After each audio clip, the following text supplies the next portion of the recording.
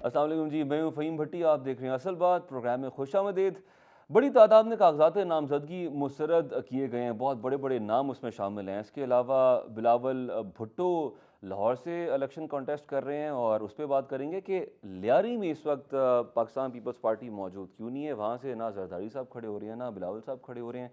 इसके साथ साथ JUIF और MQM की मुशावरत जारी है। कराची में अगर JUIF और MQM का इत्तेहाद हो जाता है तो पाकिस्तान पीपल्स पार्टी को कितना टफ टाइम दिया जाएगा। इसके साथ साथ उमूमी तौर पे आइंदा आने वाले इलेक्शन में कौन सी पार्टी की पोजीशन क्या दिखाई दे रही है और मार्का कौन मारेगा, और आया तमाम पार्टियां मिलजुल के अगर हुकूमत कायम करती हैं तो फिर उस सूरत में हमारे मुल्क का मुस्तकबिल क्या होगा। इस पर आज बात करेंगे, और हमारे साथ मौजूद हैं स्टूडियोज़ में थ्रू स्काइप अजीम चौधरी साहब, अंजुम रशीद साहब तज्जियाकार हैं, और चौधरी मंजूर अहमद साहब भी हमें ज्वाइन करेंगे जिनका ताल्लुक पाकिस्तान पीपल्स पार्टी से है। उनके साथ साथ हमें ज्वाइन करेंगे राना एहसान अफजल साहब भी, जो पाकिस्तान मुस्लिम लीग नून से हैं। जी अजीम साहब, अंजुम आप से क्या शुरू कीजिए। अंजुम मुझसे सीनियर है। अच्छा, अंजुम साहब से कर लेते हैं। अंजुम साहब, ये बताइएगा कि क्या आप सीनियर तज्जियाकार हैं, आपने एक उम्र गुजार दी।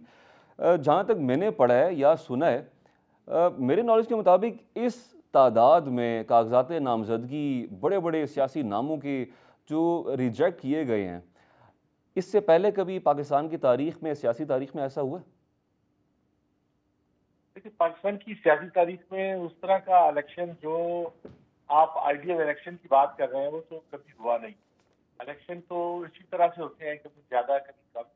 और ये भी कोई नई बात नहीं है। इससे पहले भी आप देखिए, बेनजीर भुट्टो भी कहती नहीं कि हमारा इलेक्शन चोरी किया है, और फिर जरदारी साहब ने कहा आरओ इलेक्शन।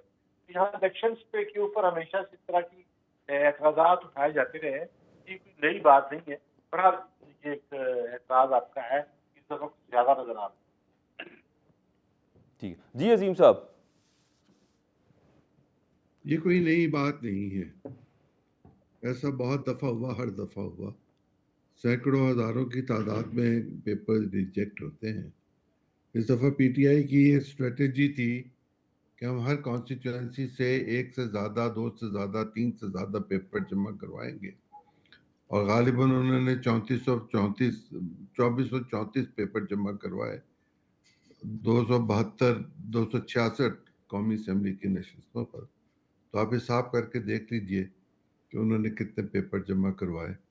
और जब कोई शख्स एब्सकॉन्डर हो, ये पाकिस्तान के मुरवजा कवानीन में है कि जब कोई शख्स एब्सकॉन्डर हो तो उसके पेपर एक्सेप्ट नहीं हो सकते, तावक्त है कि वह अपने आप को कानून के हवाले ना करे, अदालत के रूबरू पेश ना हो। ये बात भी अपनी जगह पर दुरुस्त है। जो लोग इलेक्शन लड़ते हैं और जो इलेक्शन को कवर करते हैं उन्हें इस बात का पूरा इदराक है कि सिक्योरिटी के वक्त या पेपर की नॉमिनेशन जमा कराते वक्त किसी एक वक्त में कैंडिडेट को हाजिर होना होता है, और अगर वो हाजिर ना हो सकता हो, जेल में हो, तो जेल सुपरिटेंडेंट उसकी इजाज़त देता है कि ये पेपर मेरे सामने दस्तखत हुए हैं, और वो दस्तखत हो जाते हैं। इसमें मैं आपको मिसाल दे सकता हूँ 1970 में मौलाना कौसर नियाजी साहब की, और उसके अलावा भी कुछ लोग और थे। 77 में भी ऐसा हुआ। 85 में अगर MRD बाइकआउट ना करती तो बहुत पेपर जमा होते, कुछ रिजेक्ट होते, कुछ रह जाते। 2002 में मुझे बहुत अच्छी तरह याद है कि जब इस कानून को नाफिज किया गया कि वो लोग जो एब्सकॉन्डर हैं वो पेपर जमा नहीं करा सकेंगे, वो लोग जो मुल्क से बाहर हैं वो पेपर जमा नहीं करा सकेंगे, हाजिरी लाजिम होगी, तो बहुत सारे पेपर रिजेक्ट हुए थे। और ये पेपर्स का रिजेक्ट करवाना एक पॉलिटिकल स्ट्रेटजी के तहत पीटीआई ने इख्तियार कर रखा हुआ है, ताकि वो ये शोर मचा सकें कि हमारे पेपर रिजेक्ट हुए और हमें लेवल प्लेइंग फील्ड नहीं दिया जा रहा। पेपर रिजेक्ट होना एक कानूनी और आईनी फितरी अमर है, और उसके लिए इलेक्शन ट्राइब्यूनल्स बने हुए होते हैं।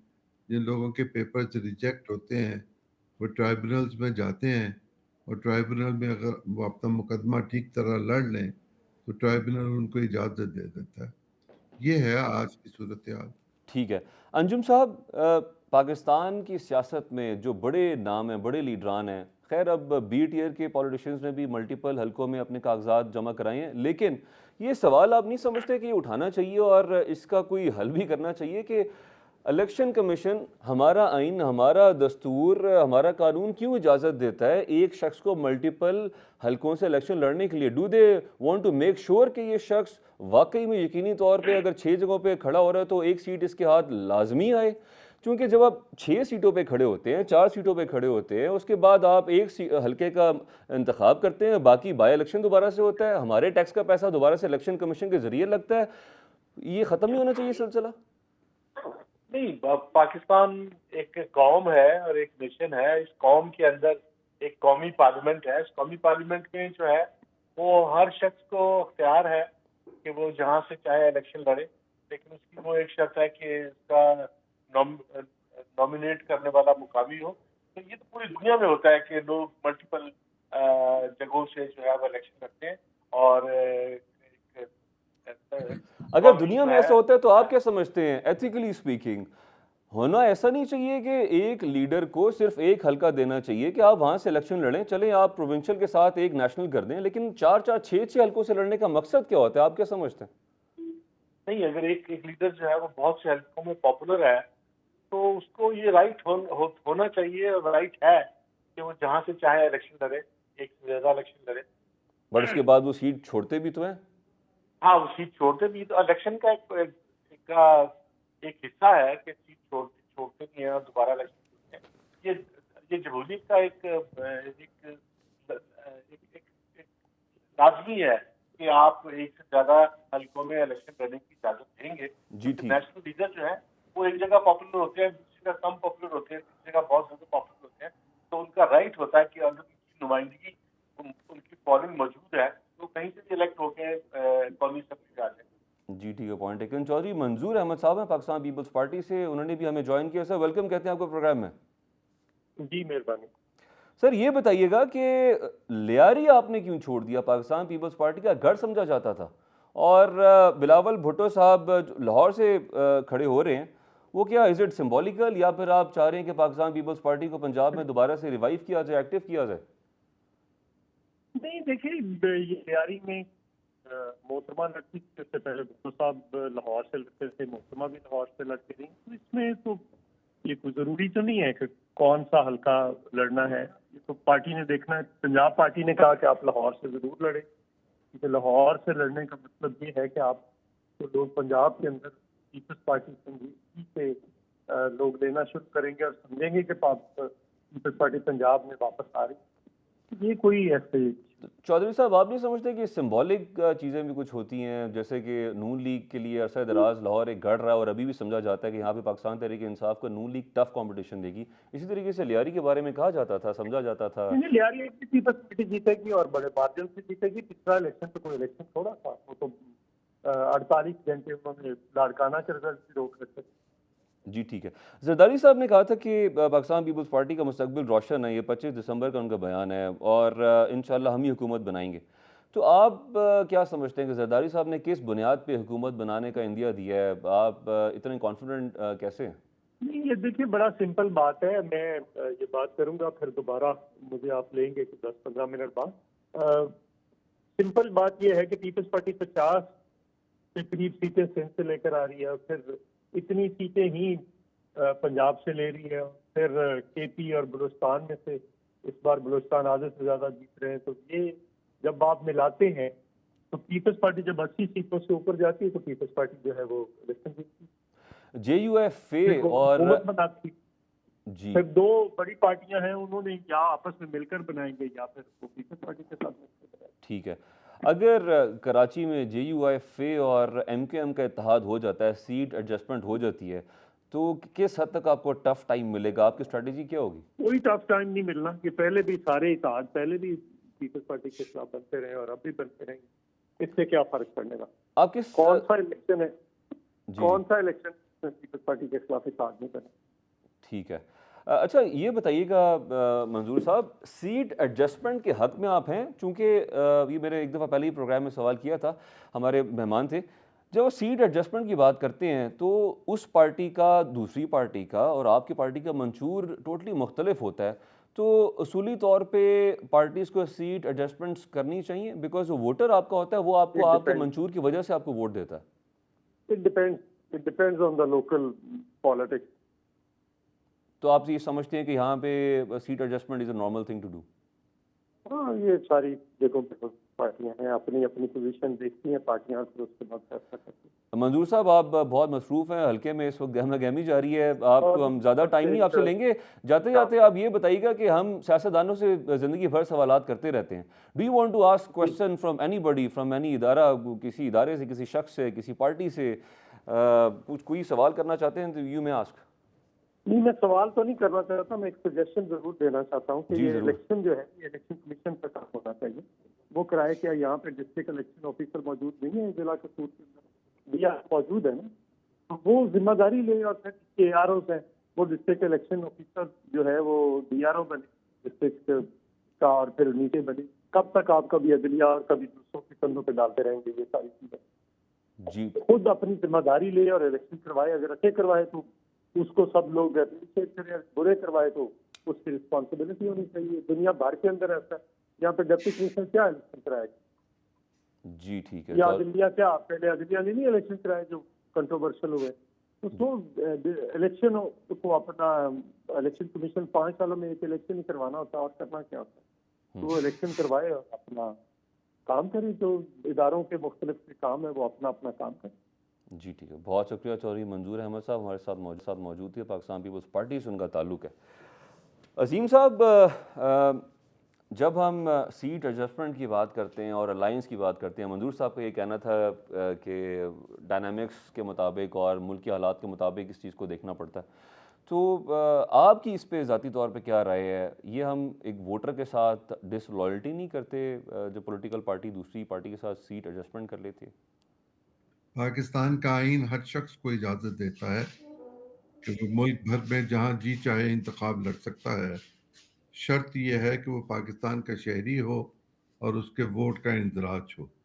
اگر یہ شرائط وہ پوری کرتا ہو تو اس کو کوئی الیکشن لڑنے سے کہیں سے نہیں روکا جا سکتا. پہلے زمانے میں لوگ 5-5 6-6 7-7 سیٹوں پر الیکشن لڑتے تھے. اب تھوڑی سی قدغن لگا دی گئی ہے کہ میکسیمم 3 سیٹوں پر آپ الیکشن لڑ سکتے ہیں، 3 قومی اور 3 صوبائی. ان میں سے جو آپ پسند کریں گے وہاں بائی الیکشن ہو جائے گا، اور جو آپ ریٹین کریں گے وہ آپ کے ساتھ رہے گی.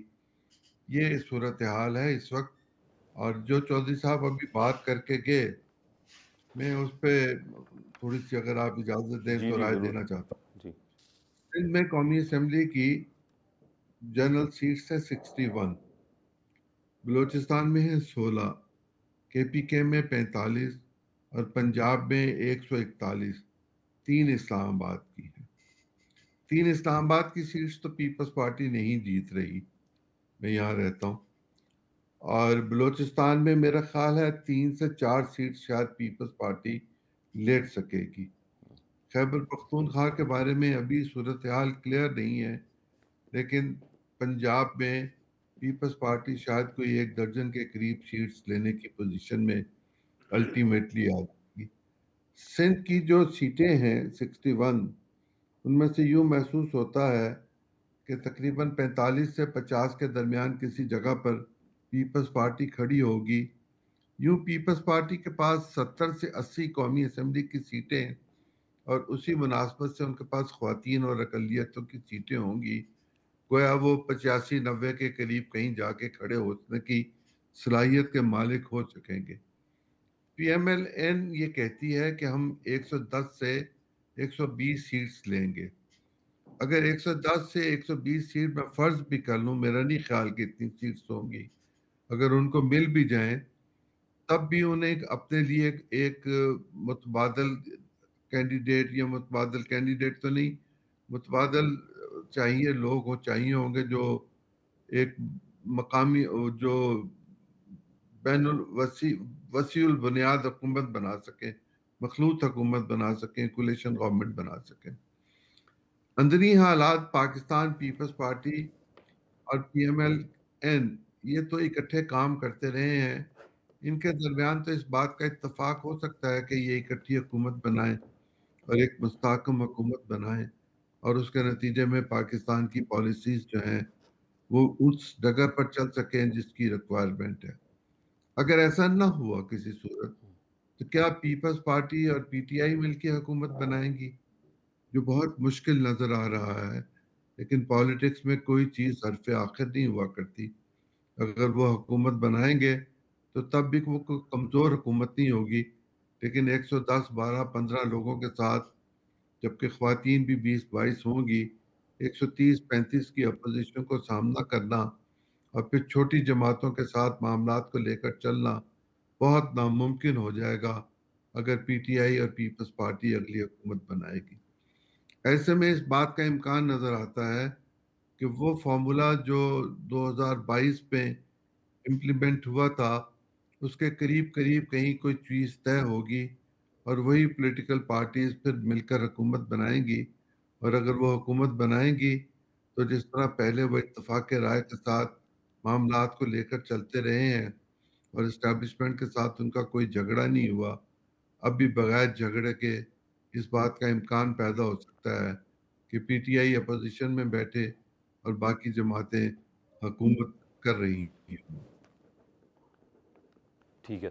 اچھا انجم صاحب یہ بتائیے گا کہ عظیم صاحب نے ذکر کیا کولیشن گورنمنٹ کا، پی ڈی ایم کی جماعتیں ساری انہوں نے ایکسپیریمنٹ کر کے دیکھ لیا، اور جب حکومت ختم ہو گئی، وقت ختم ہو گیا، تو اس کے بعد پھر بیانات آنا شروع ہو گئے کہ ایک پارٹی نے کہا ہماری تو گورنمنٹ نہیں تھی، دوسری نے کہا گورنمنٹ تو ہمارے پاس بھی نہیں تھی اور بہت ساری مجبوریاں تھیں، ہم نے منسٹریز دینی تھیں، بندر بانٹ بھی چلتی ہے سیاست میں.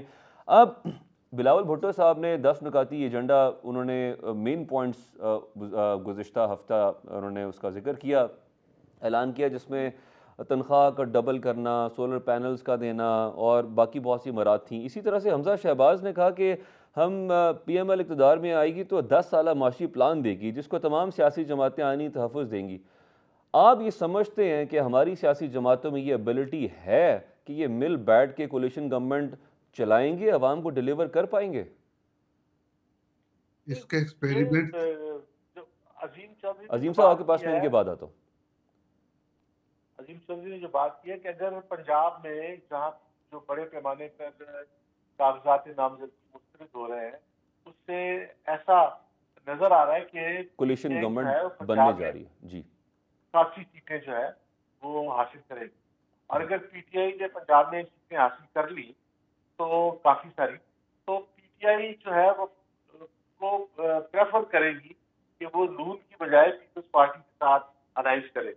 کیا یہ استحکام پارٹی کے ساتھ بھی ان کا الائنس مشکل ہے پی ٹی آئی کا، اور نون کے ساتھ بھی ان کا الائنس مشکل ہے. تو پی ٹی آئی اور پیپلز پارٹی کا الائنس بظاہر جو ہے وہ زیادہ اس کا امکان ہے. تو اگر پی ٹی آئی کو زیادہ سیٹیں ملتی ہیں تو پھر گورنمنٹ جو ہے وہ پیپلز پارٹی اور پی ٹی آئی مل کر ہی بنائیں گی، اور ابھی تک نظر یہی جا رہا ہے کہ گورنمنٹ پی ٹی آئی اور پیپلز پارٹی مل کے بنائے. اور اس میں جو ہے اب باقی پنجاب کا جو معاملہ ہے وہ خاصا کمپلیکیٹڈ ہے. یہاں پہ کیا ہوتا ہے اس پہ بھی جو ہے وہ صورتحال ہوگی، لیکن پی ٹی آئی کوشش کرے گی کہ وہ نون کے ساتھ جو ہے وہ الائنس نہ کرے، اور وہ نہ ہی استحکام پارٹی کے ساتھ الائنس کرے. وہ پریفرنس اس کی بنے گی پیپلز پارٹی. تو پیپلز پارٹی کا گورنمنٹ بنانے کا ایک امکان بظاہر تھوڑا سا نظر آ رہا ہے، اور اسی لیے جو ہے وہ زرداری صاحب بہت شیور ہے کہ وہ اچھی گورنمنٹ بنا لیں. تو اگر پی ٹی آئی یا پیپلز پارٹی گورنمنٹ بنا لیں تو پھر مزید پیپلز پارٹی کو دینے کی ضرورت نہیں ہوگی، اور دینا پھر مشکل دے بھی نہیں سکیں گے.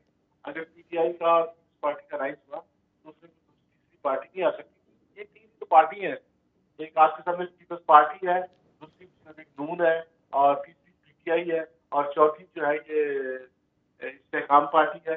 تو یہ چاروں میں جو ہے نا وہ اگر پیپلز پارٹی کا اور پی ٹی آئی کا رائز ہو گیا تو پھر دو جماعتوں کو اپوزیشن میں بیٹھنا پڑے گا. اب تک صورتحال نظر یہی آ رہی ہے. ٹھیک ہے، یہ آپ کا تجزیہ آ گیا کہ کون سی پارٹی کس کے ساتھ الائنس کر سکتی ہے اور کیا پاسبلٹیز ہیں. لیکن الائنس کے بعد اگر اس نتیجے میں کولیشن گورنمنٹ بنتی ہے وہ کیا ڈیلیور کر پائے گی، ماضی سے ہم نے کیا سیکھا ہے، اس پہ آپ سے میں جواب جاننا چاہوں گا. لیکن اس بریک کے بعد ناظرین ہمارے ساتھ رہیے گا.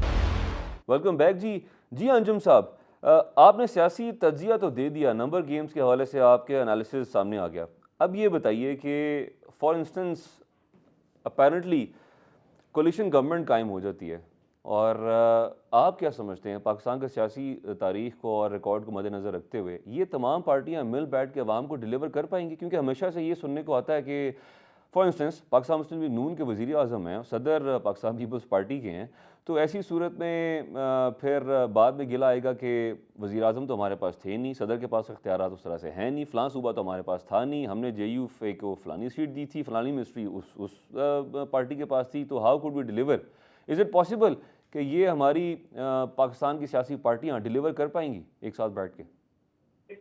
دیکھیے، پاکستان کا جو معاشی مسئلہ ہے وہی بنیادی مسئلہ ہے. پوری دنیا میں معاشی مسئلہ جو ہے وہ بنیادی مسئلہ ہوتا ہے. ساری گورنمنٹ جو ہے معاشی مسئلے پہ اہمیت دیتی ہے، لیکن پاکستان میں معاشی مسئلہ بہت ہی پیچیدہ ہو گیا ہے کہ پاکستان کو اگلے 3 سالوں میں جو ہے وہ $70 بلین دینے ہیں، اور اگر نہ دے پائے تو اس کا جو ہے وہ ڈیفالٹ کا خطرہ ہے، جس میں ڈیفالٹ کا کہنا تو بڑی آسانی سے کہہ لیتے ہیں، ڈیفالٹ کے بعد جو اس کو اختیار ہوتی ہے پاکستان خدا نہ کرے پاکستان کو دیکھنا پڑے، اور پاکستان جو ہے وہ بہت عرصے تک کے لیے جو ہے بہت زیادہ نیچے گر جائے گا.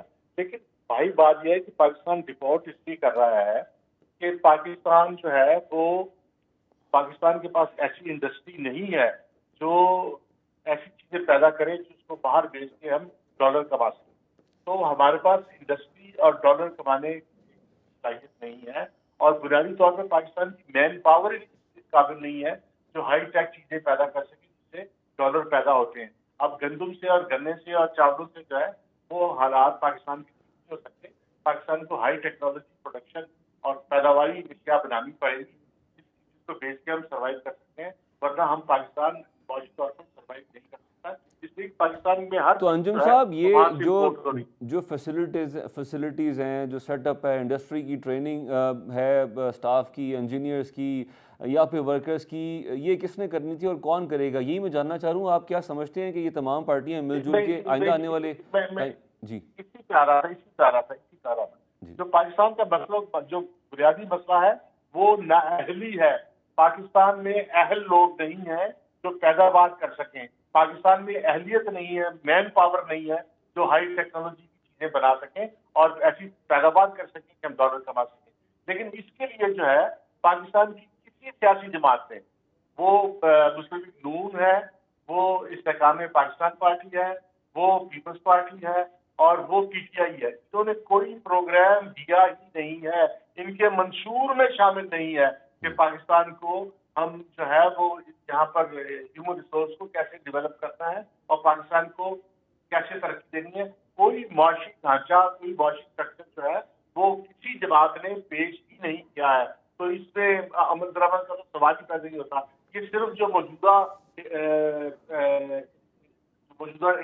ٹیکس حاصل کرتے ہیں اسی کا ہیر پھیر 10 روپے ادھر اور وہ تو سر یہاں پہ میں قطع کلامی کے لیے معذرت، یہاں پہ میں آپ کی بات میں ایڈ کرنا چاہوں گا کہ آئی ایم ایف کی شرائط میں جو 65 ارب روپے کا برآمدی اور کسان پیکج بھی ختم کر دیا گیا. تو وہ تو جو ایکسپورٹ ہو رہی تھی، وہ جب اس کو ہم پیکج دے رہے تھے وہ بھی ختم کر دیا. 80-90% لوم انڈسٹری ہماری بنگلہ دیش چلی گئی ہے. دیکھیے، میں وہی آپ سے کہہ رہا ہوں کہ پاکستان کی کسی سیاسی جماعت کے پاس پاکستان کی معاشی بحالی کا کوئی پروگرام نہیں ہے. کسی نے کوئی منصوبہ پیش نہیں کیا. میں بہت واضح طور پر دوبارہ ریپیٹ کر رہا ہوں کہ کسی سیاسی جماعت نے ایسا منصوبہ پیش نہیں کیا کہ پاکستان کی معیشت بحال ہو، پاکستان میں ایسی انڈسٹری لگے جس کی چیزیں بیچ کے ہم ڈالر کما سکیں. کسی کا کوئی منصوبہ نہیں ہے. نہ یہاں پہ ایجوکیشن ریفارمز کا کوئی منصوبہ ہے، نہ کوئی ترقی کا منصوبہ ہے. تو اس لیے یہ بات میٹر نہیں کرتی کہ کولیشن ہو جائے گا تو ڈلیور کر پائیں گے، ڈلیور نہیں کر پائیں گے. یہ جو موجودہ ریسورسز ہیں، کسی میں سے بلاول کہہ رہے ہیں میں 30 لاکھ مکان بنا دوں گا، کسی میں سے جو ہے 30 لاکھ عمران خان کہہ رہے تھے کہ 50 لاکھ بنا دوں گا. بنانے انہوں نے جو ہے کہاں سے، ہمارے پاس پیسے نہیں ہے، ہماری انڈسٹری، ہمارے پاس اکانومی نہیں ہے نا. ہم تو صرف جو پیسے جو کٹی پٹی بھری ہوئی اکانومی ہے اسی کے پیسوں کا ہیر پھیر کرتے رہتے ہیں کہ جو 100 روپے ادھر ڈال دو اور $20 ادھر ڈال دو اور $10 ادھر ڈال دو. اصل میں معاشی ترقی کا کوئی ویژن نہیں ہے کسی کے پاس. کسی سیاسی لیڈر کے پاس معاشی ترقی کا کوئی ویژن نہیں ہے، کوئی فارمولا نہیں ہے، کوئی منصوبہ نہیں ہے، کوئی ڈھانچہ نہیں ہے، کوئی اکانومسٹ نہیں ہے جو آ کے بتائے کہ ہم پاکستان کو کیسے ترقی دے سکتے ہیں, پاکستان کی جو فورن ایکسچینج ہے اس میں کیسے اضافہ ہو سکتا ہے. پاکستان کے فورن ایکسچینج میں اضافہ کے بغیر پاکستان ڈیفالٹ سے نہیں بچ سکتا, پاکستان معاشی طور پر سروائیو نہیں کر سکتا, پاکستان آگے نہیں بڑھ سکتا, اور اس کا منصوبہ کسی کے پاس نہیں ہے. اس لیے یہ بات میٹر نہیں کرتی کون ڈلیور کرے گا, کون ڈلیور نہیں کرے گا, یا ٹھیک کچھ ڈلیور نہیں ہوگا. ٹھیک ہے. عظیم صاحب نے جو فائنینشیل اسپیکٹ کی بات کی ہے, ہمارے انفارچونیٹلی ہمارے ملک میں اخبار میں اور ٹی وی پہ بھی خبر یہ آتی ہے کہ نوید سنا دی گئی آئی ایم ایف کی طرف جانب سے مزید قرضہ حاصل کیے جانے کے لیے. تو ہم تو اس پستی کے اس حد تک پہنچ چکے ہیں کہ ہمارے لیے خوشخبری ہوتی ہے کہ ہم نے قرضے کی اگلی قسط لینی ہے, اور یہ ہمارے لیے خوشخبری ہے. وٹ ڈو یو تھنک کہ فائنینشلی ہمارے اکنامکس کے معاملات بہتر ہو پائیں گے آنے والی حکومت نے؟ اگر بہتر نہ کیے تو ہمارا مستقبل کیا ہوگا پھر؟ پاکستان کو 7,000 ارب روپے ادا کرنے ہیں. ہم جو ہر سال اپنی آمدن کرتے ہیں جس کو ہم جی ڈی پی کہتے ہیں, اس جی ڈی پی کا جو بھی حصہ ہمارے حصے آتا ہے اس سے زیادہ ہم نے قرض کی واپسی کرنی ہوتی ہے. ایسے حالات میں ہمیں مزید قرض لینا پڑتا ہے, اور قرض کی بنیاد پر ہم اس حالت کو پہنچ گئے ہوئے ہیں کہ پاکستان جو پہلے جاپان کو اور جرمنی کو اور چین کو بھی پیسے دیتا تھا, وہ اب جہاں کہیں پیسے مانگنا چاہتا ہے لوگ اپنا منہ موڑ لیتے ہیں. ایسے حالات میں جبکہ ہمیں سوورن گارنٹیز پہ اسٹیٹ بینک کی گارنٹی پر قرض مل جایا کرتا تھا, اور پھر نیشنل بینک کی گارنٹی پر ہمیں قرض مل جاتا تھا, وہ قرض ہمیں ملنا بند ہو گیا ہوا ہے. ہماری حالت یہ ہے کچھ عرصہ پہلے تک کہ ہم اپنی سڑکیں, اپنے برج, اپنے بڑی بلڈنگ جو ہیں وہ پلج کروا چکے ہوئے ہیں. اب ہم اپنی سٹیل مل, اپنی ریلوے, اپنے ایئرپورٹس, اپنی پی آئی اے کو پلج کرانے کی تیاری میں ہیں. قوموں کی زندگی میں یہ وتیرہ ذلت آمیز ہوا کرتا ہے, اور اس سے حقارت ہی پیدا ہوتی ہے. یعنی کہ اگر ہم ناظرین کے لیے سادہ الفاظ میں بات کریں, گروی رکھوا دیا. جی, ہم نے سب کچھ گروی رکھوا دیا, جو بچ گیا ہم وہ بھی گروی رکھوا دیں گے. اور ہمیں پیسے جو چاہیے وہ تو ہمیں اپنی زندگی کے لیے چاہیے, اور اس کے لیے ہمارے پاس ایسا کوئی پروگرام سر دست نہیں ہے. جو 2-3 چیزیں ہو سکتی ہیں اس میں ایک تو یہ ہو سکتی ہے کہ ہم فوری طور پر زراعت پر توجہ دیں, اور 1 سال کے اندر ہم اپنی جو فروٹ باسکٹ ہے اس کو بہتر کریں, سبزیاں بہتر کریں اور اس کو ایکسپورٹ کریں, تاکہ جو گندم اور جو چینی اور جو آٹا اور جو باقی دالیں ہم باہر سے منگواتے ہیں ان کو منگوانا ہم بند کر دیں. سر 600 سے اوپر صرف لوبیا ہو گیا پر کے جی, اور یہ جی, جو آپ نے 600 پلس سر 1 کے جی لوبیا کی قیمت ہے اس ٹائم. جو غریب میں آدمی آپ کو دال اور بتاؤں, لوبیا کھایا کرتا تھا. میں آپ سے عرض کرتا ہوں, 300 روپے سے اوپر تو چنے کی دال ہے. جی ہم دالیں منگواتے ہیں آسٹریلیا سے. ایک زمانہ تھا جب پاکستان پی ایل 480 کے تحت امریکہ سے گندم لیا کرتا تھا. پھر ہم خود کفیل ہو گئے گندم میں. پھر ہم نے پولیٹیکل موٹیویٹڈ اسکیمز کے تحت گنا اگانا شروع کیا, اور پھر شوگر مافیا نے اس ملک میں جو کچھ کیا وہ ہم سب جانتے ہیں. پاکستان کے تمام انفلوئنشل پولیٹیشنز جو ہیں وہی سب وہ اون کرتے ہیں سر 70-80% تو شوگر ملیں. شوگر انڈسٹری کو اون کرتے جی ہیں. ایسے میں ہم دوسری چیز جس کی طرف توجہ دے سکتے ہیں وہ یہ ہے کہ ہم اپنے بچوں کو فوری طور پر جلد از جلد ٹیکنالوجی کی, اس کمپیوٹر ٹیکنالوجی کی, آئی ٹی کی ٹریننگ دیں, اور جن کو ٹریننگ دی ہوئی ہے ان کو ہم فیسیلیٹیٹ کریں, اور باہر سے ہم ان کے لیے آرڈرز اکٹھے کر کر ان کو دیں, تاکہ ہم فوری طور پر فارن ایکسچینج کما سکیں. سر مہینہ جب پہلے تک تک تو پے پال یہاں پہ اویلیبل ہی نہیں تھا. جو بچے آن لائن کام کر رہے تھے ان کی آن لائن پیمنٹس کے لیے وہ باہر سے کسی سے خریدتے تھے, یا پھر کسی سے ریکویسٹ کرتے تھے کہ اپنے اکاؤنٹ میں ڈال دو, یا پھر دبئی جا کے اپنے اکاؤنٹس اوپن کرتے تھے. میں بھی یہی سب کچھ ہی کہہ رہا ہوں. ہمارے ہاں تقریباً 1,20,000 بچہ اے لیول اور او لیول کا ہر سال امتحان دیتا ہے. ہم اپنے تعلیمی اداروں میں اگر بہتری صورت پیدا کر لیں تو یہ جو اربوں ڈالرز اور پاؤنڈز ہم برطانیہ کی خدمت پہ پیش کرتے ہیں یہ ہم اپنے بچا سکتے ہیں اور ہم اپنے تعلیم کا نظام ٹھیک کر سکتے ہیں. اگر ایچیسن کالج میں اچھی تعلیم دی جا سکتی ہے تو راج گڑھ لاہور کے سرکاری اسکول میں کیوں نہیں دی جا سکتی؟ وہ بھی تو یہیں کے پڑھے ہوئے استاد ہیں، اور جو یہاں پڑھنے والے استاد ہیں ان کو شام کو ٹیوشن کا معاملہ ہے. یہی حال ہمارے ڈاکٹرز کا ہے، یہی حال ہمارے باقی لوگوں کا ہے. ہمیں اپنے انفراسٹرکچر کو اور اپنے طریقہ کار کو اور اپنی سیاسی ول کو ٹھیک کرنا پڑے گا کہ ہم اگر پاکستان کی بقا چاہتے ہیں تو پاکستان کی بقا اس بات پہ ہے کہ ہم قرض سے نجات حاصل کریں اور ٹھیک اپنے ہے، وسائل پوائنٹ چیزوں ٹیکن. کو پیدا کریں. عظیم صاحب میں اس میں ایڈ کرنا چاہوں گا، آپ نے قرض کا ذکر کیا تھا. صرف پاور پلانٹس کی جو کیپیسٹی پیمنٹ ہے سر، وہ آج کی تاریخ میں تقریباً 2000 ارب روپے ہے، جو مستقبل میں مزید بھی بڑھے گی.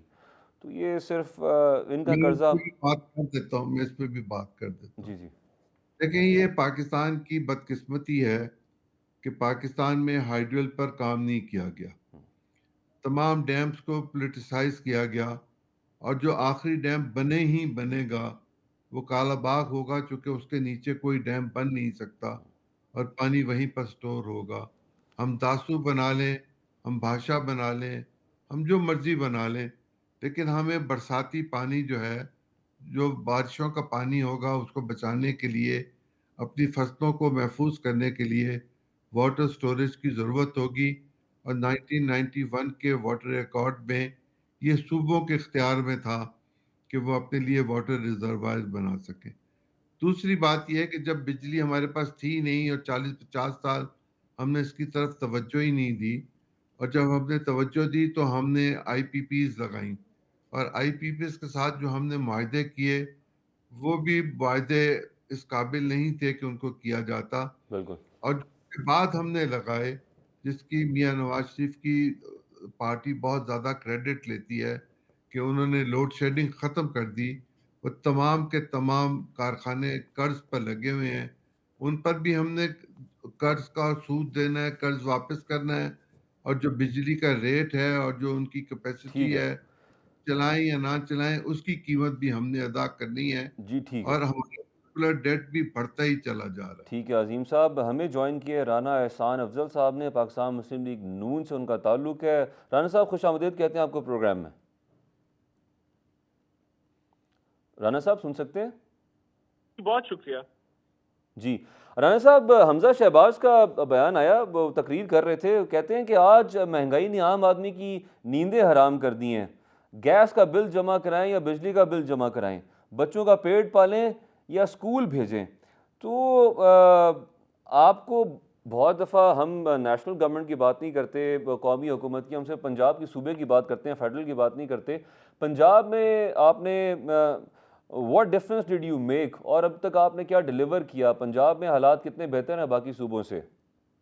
دیکھیں، پنجاب میں پی ایم ایل این کی حکومت 2008 سے 2018 تک رہی، 10 سال رہی. 2081 پنجاب سے میں بھی ایک بھی ایسی ڈسٹرکٹ نہیں ہے جو ہائی ڈیولپڈ ڈسٹرکٹس میں نہ آتی ہوں. یہ ایک سروے ہے جو کہ ہر شعبے کو میجر کرتا ہے، آپ کی ہائیجین، آپ کی سینیٹری، آپ کی ہیلتھ، ایجوکیشن، آپ کی لا اینڈ آرڈر سچویشن.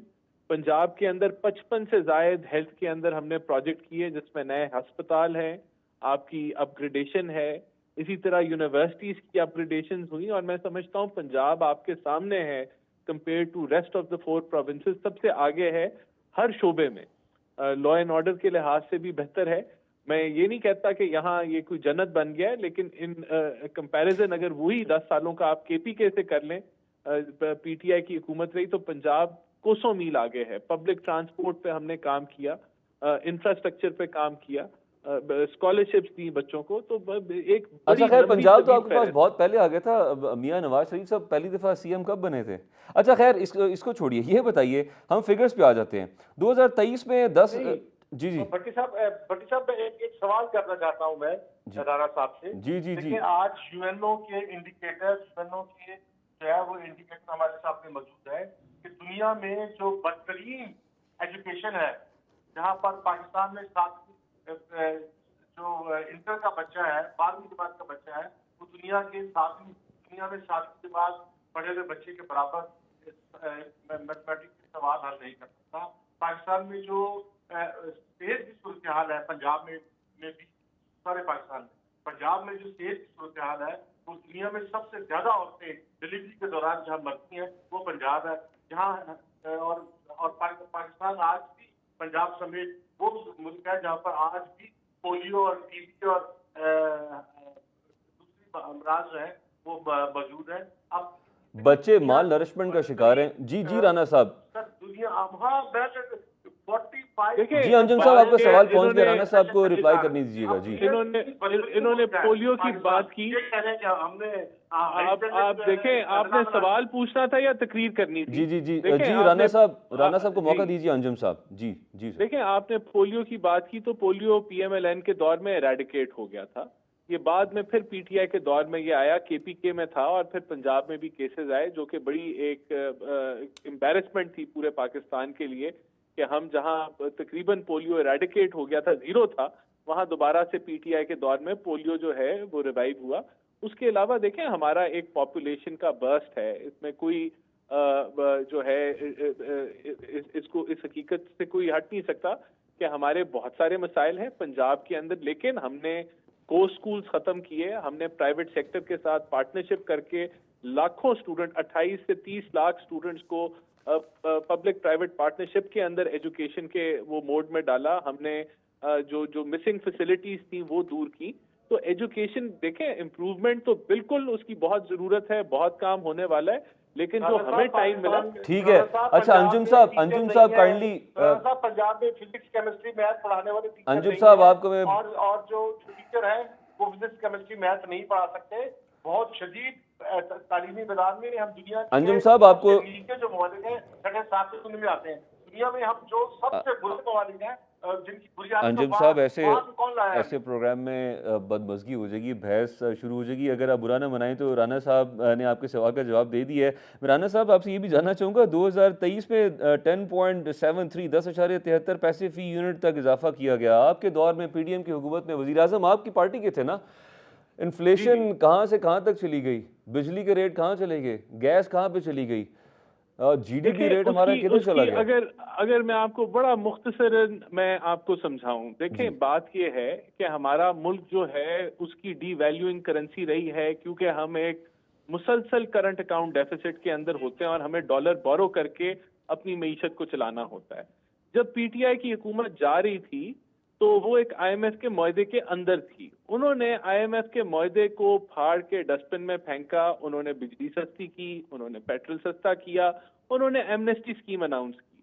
उससे हुआ ये कि आपका मुआहदा रद्द हो गया। जो डॉलर हमें जिनकी जरूरत थी वो ताखीर से मिले, जिसकी वजह से डीवैल्यूएशन हुई, डीवैल्यूएशन से महंगाई हुई, उसकी वजह से बिजली दोबारा महंगी करनी पड़ी, पेट्रोल महंगा करना पड़ा, और वो एक पूरा तसलसल। अब उसके कंपैरिजन में आप देखें कि जब हमारी हुकूमत छोड़ के गई 2023 में, तो जाती हुई हुकूमत पाकिस्तान की तारीख में पहली दफा बिजली भी महंगी कर रही थी, पेट्रोल भी महंगा कर रही थी, गैस को भी महंगा किया।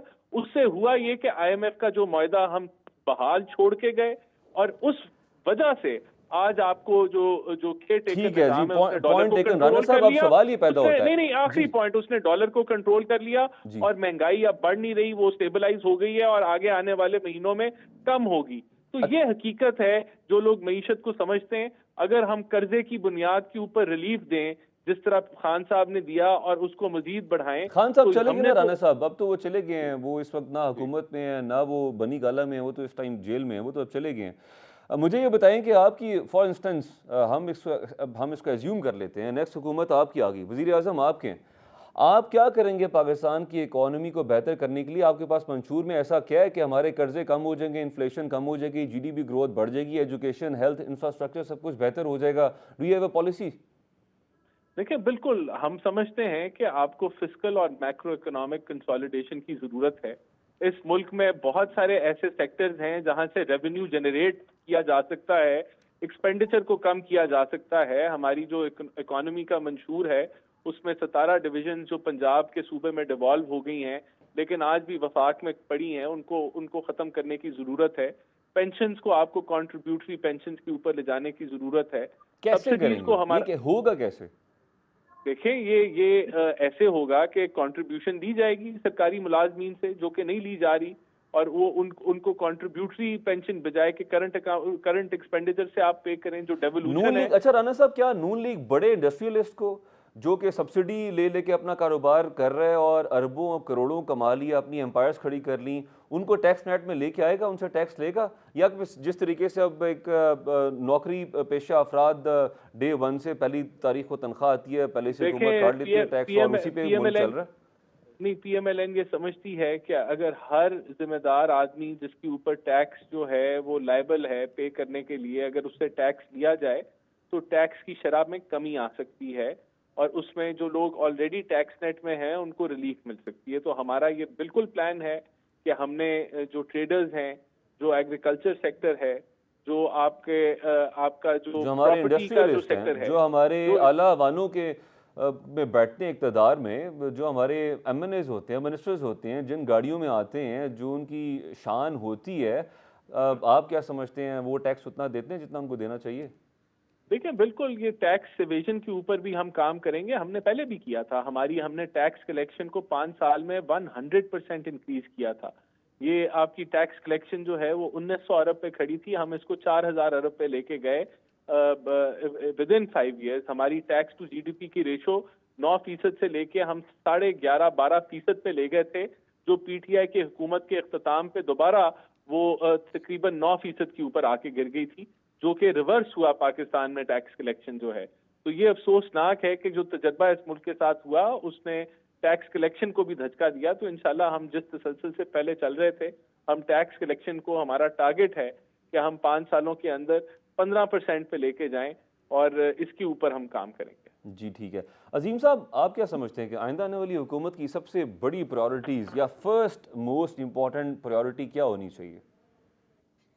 میں نے اکنامکس پڑھی, لیکن میں اس وقت اس بحث پہ نہیں جانا چاہتا. ایک سابق ایم این اے کا صاحبزادہ باہر سے پڑھا ہوا پاکستان کی اکنامکس پہ گفتگو کر رہا ہے, میں نے بہت دھیان سے سن لیا. پھر کبھی کسی پروگرام میں موقع ملا تو فیکٹس اینڈ فگرز پالیٹکس کے نہیں, اکنامکس کے سامنے رکھ کے بات کر لوں گا اور ان کے اطمینان بھی کروا دوں گا. اب آپ فرمائیے, آپ کا سوال کیا ہے؟ سوال یہ کہ آئندہ آنے والی حکومت کی first and most important priority کیا ہونی چاہیے؟ کون سا ایسا قدم ہے سب سے پہلے اٹھانا چاہیے عوام کے لیے, اس ملک کے لیے؟ پاکستان کا سب سے بڑا مسئلہ پاکستان کی بدترین معاشی حالت ہے, اور تا وقت ہے کہ پاکستان کے مراعات یافتہ طبقے کو دیکھیں. آپ اور میں ماچس کی تیلی خریدنے جائیں یا ماچس کے ڈبیا خریدنے جائیں تو ہم اس پہ جی ایس ٹی دیتے ہیں. جن لوگوں کو بہت زیادہ ٹیکس میں رعایت دی جاتی ہے, ان کو سستے قرضے دیے جاتے ہیں, ان کے قرضے معاف کر دیے جاتے ہیں. حکمران طبقے میں ایسے کئی 100 لوگ موجود ہیں جو نااہل ہو سکتے تھے اس بنیاد پر کہ انہوں نے قرضے معاف کروائے ہوئے ہیں, لیکن وہ برسر اقتدار رہتے ہیں اور رہیں گے, ان کو کوئی نہیں چھیڑے گا. تا وقت ہے کہ وہ یہی آئی ایم ایف ہمارے گلے کو نہیں آئے گا کہ ان لوگوں سے وہ پیسے جو پبلک کے ہیں وہ واپس لیے جائیں اور غریب آدمی کو سہولت دی جائے, امیر پر ٹیکس لگایا جائے. پاکستان کا کوئی نظام نہیں چل سکے گا. پاکستان کی پرابلمز اکنامک کی ہیں, پالیٹکس کی نہیں ہیں. پالیٹکس کی پرابلمز سالو ہو سکتی ہیں, اکنامک پرابلمز کے سالو نہ ہونے کے نتیجے میں ہم ڈیفالٹ کر سکتے ہیں. ٹھیک ہے. انجم صاحب, جب ہم ٹیکس نیٹ کا ذکر کرتے ہیں, کتنا مشکل ہے کسی حکومت کے لیے؟ مجھے فائنانس کی کچھ خاص سمجھ نہیں ہے, نہ میں فائنانس کا اسٹوڈنٹ ہوں, میں نے تو صحافت پڑھی ہے. اتنی سمجھ تو مجھے بھی ہے جتنا ڈیٹا ہمارے نادرا کے پاس ہے, جو ہم بائنگ کرتے ہیں, جو ہم پرچیزنگ کرتے ہیں, جس گھر میں رہ رہے ہوتے ہیں, جو ہمارے بجلی کے بل آتے ہیں, اور اس میں کانٹرڈکشن سامنے نظر آ جاتا ہے, ہم ٹیکس کتنا پے کر رہے ہیں, ادا کر رہے ہیں. تو کتنا مشکل ہے کسی بھی حکومت کے لیے, یا پھر یہ اپنے آپ کو بچانے کے لیے ٹیکس نیٹ میں شامل کرتے نہیں ہیں انڈسٹریلسٹ کو یا بڑے کاروباری شخص کو, کیونکہ ان کو پتہ ہے کہ ہم نے بھی اس پھر شکنجے میں آ جانا ہے, ہمیں بھی ٹیکس دینا پڑے گا, بھرنا پڑے گا. یہ جو ٹیکس کا معاملہ ہے, اس پہ شبر زیدی صاحب کا انٹرویو موجود ہے, وہ ایف بی آر کے چیئرمین تھے, کہ اس میں مسلم لیگ نون یا پیپلز پارٹی یا پی ٹی آئی نہیں, یہ تینوں جماعتیں جو ہے اور چوتھی یہ جو استحکام پارٹی ہے، جی یہ جی چاروں جماعتیں جو ہیں یہ ٹیکس ادا نہیں کرنا چاہتی، نہ ہی یہ ٹیکس ادا کرتی ہیں. اور جو شبر جانی کہہ رہے ہیں کہ جب انہوں نے ذمہ داروں پہ ٹیکس لگایا تو پیپلز پارٹی، مسلم لیگ نون اور پی ٹی آئی کے تمام لوگ اکٹھے ہو کے ایم ایل اے 40 سے زیادہ ایم ایل اے جو ہے وہ ایف بی آر کے دفتر گئے. انہوں نے کہا یہ گورنمنٹ نہیں کر سکتی اگر آپ نے یہ ٹیکس لگایا تو بھائی بات یہ ہے کہ نہ بڑے انڈسٹری سے وہ ٹیکس لینا چاہتا ہے، چھوٹے انڈسٹری چھوٹے دکانداروں سے بھی ٹیکس کوئی نہیں لینا چاہتے. آپ کو یاد ہوگا کہ وہ مفتاح اسماعیل جو ہے وہ مسلم لیگ نون کے رہنما تھے، اب تو الگ ہو گئے. جب وہ وزیر خزانہ تھے ابھی گورنمنٹ میں تو انہوں نے جو ہے ایک ٹیکس لگایا دکانداروں پہ جس پر جو ہے مریم نواز نے پروٹیسٹ کیا اور مفتاح اسماعیل کو ٹیکس واپس لینا پڑا. بھائی جو مفتاح یہاں پر جی جی ویسٹرن انٹرسٹ ہے اس کے خلاف تینوں جماعتیں جو ہے ان کے ساتھ ہیں. یا ٹیکس نہیں بدلا جا سکتا، ٹیکس نہیں لیا جا سکتا اور نہ ہی لیا جائے گا ان سیاسی جماعتوں کی. ٹھیک ہے، یہاں پہ وقت ہوا چاہتا ہے بریک کا. ناظرین ہمارے ساتھ رہیے گا.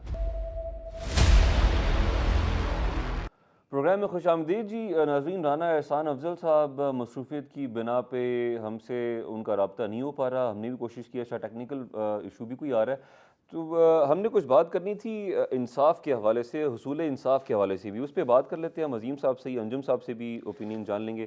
عظیم صاحب، پاکستان کا جو نظام انصاف ہے اس میں ایک عام انسان کے لیے، عام آدمی کے لیے کس حد تک مشکل یا پھر آسان ہے انصاف حاصل کرنا؟ چونکہ 28 جون 2023 کے بعد کے یہ فگرز ہیں، اس میں کچھ فگرز اوپر نیچے ہو سکتی ہیں. جیسے کہ سپریم کورٹ آف پاکستان اس میں 51,000 کیسز پلس مائنس پینڈنگ ہیں. اسلام آباد ہائی کورٹ میں 17,000 plus minus. Lahore high court میں 1,79,000 plus minus. Sindh high court میں 85,000 کے سے کم یا زیادہ. پشاور ہائی کورٹ 41,000 پلس یا مائنس. بلوچستان ہائی کورٹ میں سب سے کم کیسز پینڈنگ ہیں جو کہ 4,000 پلس یا پھر مائنس ہے. اور سول کیسز کا آپ کو پتہ ہی ہے، 15 20 سال تک لوگ کیس بھگتے ہیں. ایک دو کیسز تو میرے سامنے، میں ان کا حصہ بھی رہا ہوں، میں بھی عدالتوں میں جاتا رہوں. عام آدمی کو انصاف آپ کیا سمجھتے ہیں؟ سپیڈی نظام کب ہوگا، کب ملے گا جسٹس؟ اسلام آباد میں پبلک پروسیکیوٹر کو کوئی فیس سرکار نہیں دیتی. ایسے حالات میں میری اہلیہ نے پچھلی اسمبلی میں بل موو کیا تھا جو اتفاق سے منظور ہو چکا ہے. اور اب تو خیر ستار صاحب کی مہربانی سے نئی صوبائی حکومت یہاں قائم ہوگی، باوجود اس کے کہ یہ وفاق ہے. تمام نظام کمشنر چلاتا ہے. ہم اپنے نظام کو درست ہی نہیں کر سکے. جب نیچے سے یہ تمام خرابیاں اکٹھی ہو کر لوگوں کی بے انصافی کی چیخ و پکار میں سپریم کورٹ تک جاتی ہیں تو وہاں 50,000 کیا، وہاں 1,00,000 مقدمات بھی اکٹھے ہو سکتے ہیں. لیکن سپریم کورٹ اس سے زیادہ کیا کام کر سکتی ہے؟ کسی زمانے میں 7 جج ہوتے تھے، پھر 9 ہوئے، پھر 13 ہوئے، پھر 15 ہوئے، اب 17 ہو گئے. ان تعداد کو بڑھانے سے معاملہ نہیں ہوگا. نچلے عدالتی نظام کو ٹھیک کرنا پڑے گا. اور اس کا ایک طریقہ یہ ہے کہ ڈبل شفٹ جہاں شروع کی جائے اور انہی عدالتوں میں دوپہر کے بعد دوسرے جج صاحبان بیٹھیں اور مقدمات کی تعداد کم ہو، یا ہم اپنی ثالثی عدالتوں کو ایک دفعہ پھر متحرک کریں اور ان میں سے بہت سارے معاملات لین دین کے وہاں طے ہو جایا کریں. ٹھیک ہے.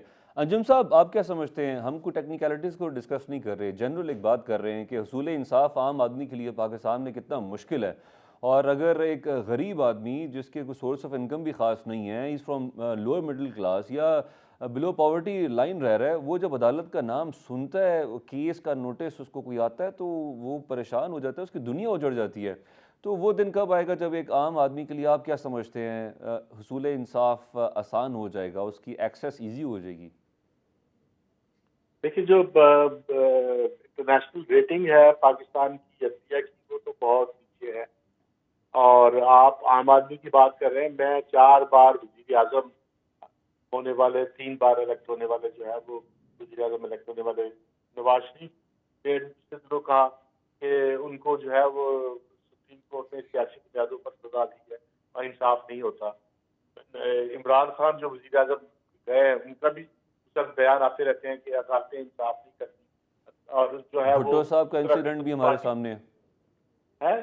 بھٹو صاحب کا انسیڈنٹ بھی ہمارے سامنے ہے۔ بھٹو باز صاحب کا بھی آپ نے آج بھی جو ہے وہ بلاول کے بیانات بھی سامنے ہیں، زرداری صاحب کے بیانات بھی سامنے ہیں، نواز شریف، یہ سارے کہہ رہے ہیں کہ پاکستان میں انصاف ممکن نہیں ہے۔ تو اب مجھے کیا فارمولہ پوچھ رہے ہیں آپ؟ پاکستان میں عدالتی نظام جو ہے اس سے انصاف ملے گا، کیسے ملے گا؟ تو اس کا تو کوئی لمبی بات پروگرام میں ہو نہیں سکتی، پر ہر انصاف یہاں نہیں ملے گا۔ ٹھیک ہے، جو عدالتیں ہماری اوور کراؤڈڈ ہوتی ہیں اور اوور برڈنڈ ہے اپیرنٹلی، اس نظام میں تبدیلی کون لے کے آئے گا؟ ہماری پارلیمنٹ کو کیا کرنا چاہیے؟ وہ ممبران جن کو ہم الیکٹ کر کے پارلیمنٹ میں بھیجتے ہیں، اپر ہاؤس، لوور ہاؤس، وہ کیا کر سکتے ہیں؟ ان کی طرف سے آپ کو لگتا ہے کنوکشن ہے کوئی اس معاملے کو حل کرنے کے لیے؟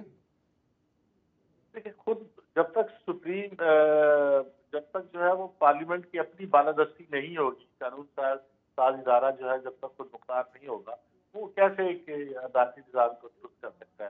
پاکستان میں عدالتی نظام کے درست ہونے کا بھی تو کوئی چانس نہیں ہے۔ یہاں پر تو پارلیمنٹ جو ہے وہ ایک 10 منٹ میں ختم ہو جاتی ہے۔ ٹھیک ہے عظیم صاحب، آئندہ آنے والے پارلیمنٹ کا اختیار نہیں ہے تو وہ پارلیمنٹ کے پاس اپنا اختیار نہیں ہے تو عدالت کے اختیار کو کیسے ٹھیک کر سکتے ہیں؟ جی ٹھیک ہے عظیم صاحب، لا اینڈ آرڈر کی سچویشن کو ڈسکس کر لیتے ہیں تھوڑا سا۔ الیکشن والے دن آپ کیا دیکھ رہے ہیں موجودہ صورتحال کو مد نظر رکھتے ہوئے؟ لا اینڈ آرڈر کس حد تک خراب ہونے کے خدشات موجود ہیں؟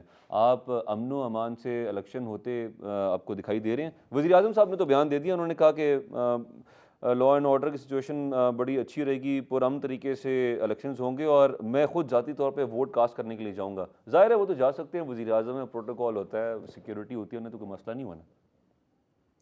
پاکستان کی ریاست اتنی کمزور نہیں کہ وہ الیکشنز کے دن لا اینڈ آرڈر کی سچویشن کو قابو نہ کر سکے۔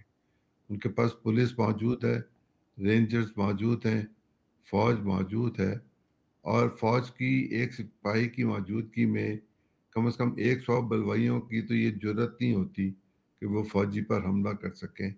میں یقین رکھتا ہوں اور پاکستان کی پولیٹیکل پارٹی سے توقع رکھتا ہوں کہ وہ انتخاب میں فضا کو بہت زیادہ گرم نہیں ہونے دیں گے، اس میں حدت نہیں پیدا ہونے دیں گے، اس میں اطمینان، تحمل اور برداشت کو برقرار رکھیں گے، اور اس کے نتیجے میں الیکشن لاز کی پابندی کرتے ہوئے، کوڈ آف کنڈکٹ کی پابندی کرتے ہوئے، الیکشن ڈے کے جو قوانین ہیں ان کو مد نظر رکھتے ہوئے الیکشن کا عملہ بھی اپنی ذمہ داریاں پوری کرے گا، اور لوگ پرامن طریقے سے ووٹ ڈالیں گے۔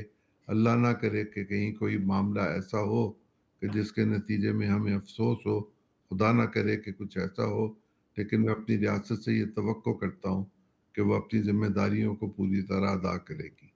بہت شکریہ عظیم چودھری صاحب، انجم رشید صاحب اور چودھری منظور احمد صاحب بھی ہمارے ساتھ موجود تھے۔ رانا احسان افضل صاحب کی بہت شکریہ۔ اپنا خیال رکھیے گا۔ یہ تھا ہمارا آج کا پروگرام، دیکھتے رہیے اصل بات۔